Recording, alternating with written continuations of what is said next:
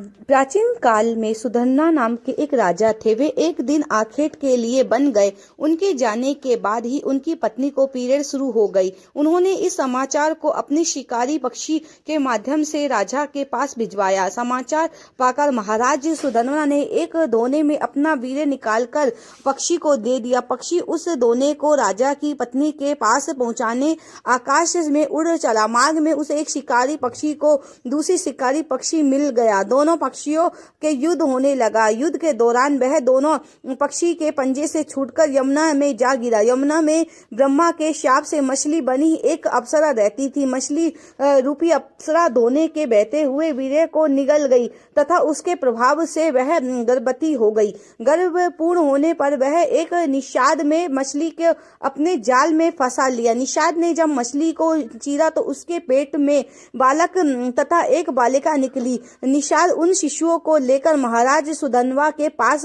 महाराज सुधन्वा के पुत्र ने होने के कारण उन्होंने बालक को अपने पास रख लिया, जिसका नाम मत्स्य गंधा रखा, जिसके कारण उसके अंगों से मछली की गंध निकलती थी। उस कन्या को सत्यवती के नाम से भी जाना जाता है। बड़ी होने पर वह नव रखने का कार्य करने लगी। एक बार पराशर मुनि को उसकी नाव पर बैठकर यमुना पार करना पड़ा। पराशर मुनि सत्यवती की सौंदर्यता देखकर वर्षों तपस्या भूल गए और उस पर आसक्त हो गए। बोले, देवी, मैं तुम्हारे साथ सहवास करना चाहता हूँ। सत्यवती ने कहा, मुनिवर, आप ब्रह्मा ज्ञानी और मैंने कन्या का हमारा सहवास संभव नहीं है।